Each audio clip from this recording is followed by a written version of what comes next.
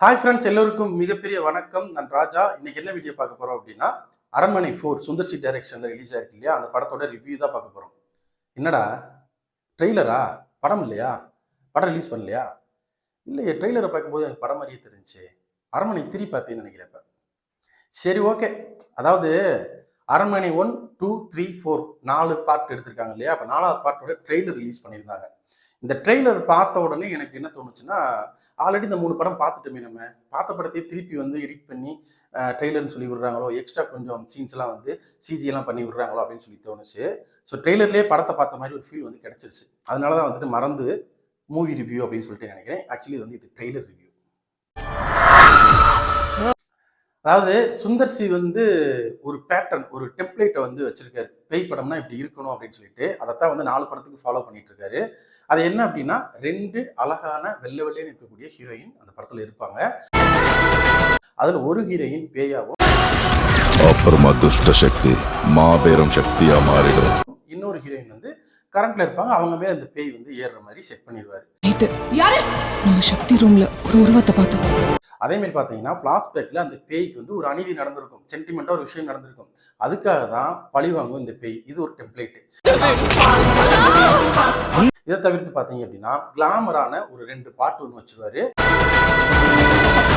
ஆனா இன்னைக்கு ராத்திரி அதே மாதிரி கிளாமருக்குன்னு சொல்லிட்டு ஒரு எக்ஸ்ட்ரா வந்து அடிஷ்னலா ஒரு ஹீரோயின் வந்து வச்சிருப்பாரு. இதுக்குள்ள அந்த யாரை வச்சிருக்காருன்னு காமிக்கல. இப்போ நீங்க பாத்தீங்கன்னா பூனம் பஜ்வா யூஸ் பண்ணிருப்பாருல, அந்த மாதிரி இதுல யாரை வச்சிருக்காருன்னு தெரியல.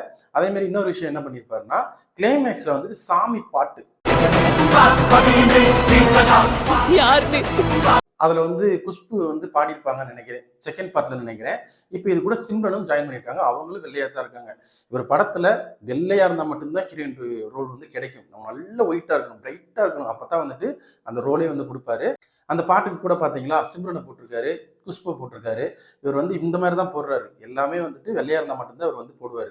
ஹீரோயின் நான் சொல்றேன், நான் வந்து நீங்க எதுவும் தப்பா எடுத்துக்காதீங்க.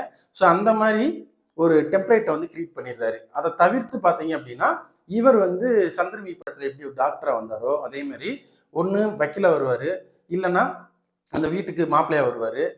மேக்சிமம் எனக்கு தெரிஞ்சு வக்கீலா தான் வந்திருக்காருன்னு நினைக்கிறேன் இப்போ வரைக்கும். அப்படி இல்லைன்னா போலீஸ் ஆஃபீஸரா வருவார். இருட்டு படம்லாம் பார்த்துருப்பீங்கல்ல, அந்த மாதிரி இன்வெஸ்டிகேஷன் பண்ற ஒரு ஆஃபீஸரா, ஒரு பிரில்லியண்டான ஒரு ஹீரோவா வருவார். இவர் இந்த படத்துல என்ன பண்ணியிருக்காருன்னா, அதே விஷயம் தான் பண்ணியிருக்காரு. எதையுமே சேஞ்சஸ் பண்ணல. 2 ஹீரோயின், பேய்க்கான ஃபிளாஷ்பேக்கு, அவங்க இறந்துருவாங்க, அது ஒரு சென்டிமெண்ட்டு. அதே மாதிரி இன்னொரு விஷயம் சொல்ல மறந்துட்டு, ஒரு குழந்தை கூட வந்து அந்த பேய் வந்து ரொம்ப ஃப்ரெண்ட்லியா இருக்கும். அந்த ஒரு விஷயத்த ஒன்று வச்சிருவாரு.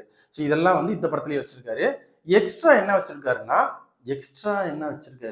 வச்சிருக்காரு. அதாவது இந்த ஹாலிவுட் படத்துல 2-3 சீன்லாம் வந்து ரொம்ப பிரம்மாண்டமா இருக்கும்ல, அந்த சீன்லாம் காப்பி அடிச்சு அதை வந்து சிஜி பண்ணி இதுதான் வந்துட்டு பேய் வர்ற சீன், இப்படிதான் இருக்கும் அப்படின்ற மாதிரி காமிச்சிருக்காரு. புதுசா ஏதாவது இந்த படத்துல இருந்துச்சு, சாரி இந்த ட்ரெய்லர்ல இருந்துச்சு அப்படின்னு கேட்டீங்கன்னா எதுவுமே கிடையாது. ஓவரால் ட்ரெய்லர் பார்க்கறதுக்கு அரண்மனை 2, 3 பார்க்குற மாதிரி தான் இருக்கு. நல்லா தான் இருக்கு. படமும் அரண்மனை 3 படத்துல ராசிகண்ணா நடிச்சிருந்தாங்க இல்லையா, ஸோ அதனால அந்த படத்தை பார்த்த மாதிரி தான் இருக்கு. இந்த படத்தை போய் தியேட்டர்ல மறுபடியும் பார்க்கறதுக்கு அரண்மனை 1, 2, 3 இந்த 3 படத்தையும் வரிசையா கூட நீங்க பார்த்துடலாம். இதை பார்த்துட்டீங்கன்னா உங்களுக்கு ஒரு திருப்தி கிடைச்சிடும். கிளைமேக்ஸ்ல எப்படியும் வந்து சுந்தர் சி பேய் வந்து அட்டாக் பண்ணும்.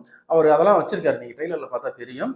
அது வந்து ஒரு ஹாலிவுட் படத்துல வந்து காப்பி அடிச்சிருக்காரு. அதே மாதிரி இடையில வந்துட்டு நிறைய ஃபேஸ் வர்ற மாதிரி வந்துட்டு அந்த சாமியாரை காமிச்சிருப்பாங்களா, அதுவும் ஒரு ஹாலிவுட் படத்துல தான் இருக்கு. ஸோ அதை 2யுமே வந்துட்டு பெருசா வந்து காமிச்சிருக்காரு. அது 2 தான் அதில் வந்துட்டு ஹைலைட்டா இருக்குன்னு நினைக்கிறேன். அது 2 வச்சு தான் வந்து பெரிய ஒரு சிஜி விஷயம் நாங்கள் பண்ணியிருக்கோம் அப்படின்ற மாதிரி காமிச்சிருக்காரு. மற்றபடி இந்த ட்ரெய்லர்ல ஒரு மண்ணும் கிடையாது. இங்க வந்து தமன்னா வந்து பேயா நடிச்சிருக்காங்க. அவங்க ஒரு இடத்துக்கு போறப்ப ஏதோ ஒரு விஷயம் நடந்து அவங்கள கொன்றுறாங்க, ஒருத்தவங்க வந்து கொடுமைப்படுத்துறாங்க. அதை காமிக்கிறாங்க ட்ரெய்லர்லயே, அதே தெரிஞ்சிருது. ஸோ இறந்துடுறாங்க, அதை தற்கொலை நினைச்சிட்டு இருக்காங்க. அதை இவர் வந்து கண்டுபிடிக்கிறார், வக்கீலா இருக்காரு. இது கொலை இல்லை, சாரி சூசைட் இல்லை, இது கொலை அப்படின்னு சொல்லிட்டு பண்ணும்போது நிறைய கொலைகள் நடக்குது. இது என்ன அப்படின்னு சொல்லி பார்த்தா பேய். அதை வந்து இவர் என்ன பண்ணாரு, எதுக்காக அவங்க இறந்தாங்க அப்படின்றத ட்ரெய்லர்லேயே சொல்லிட்டாங்க.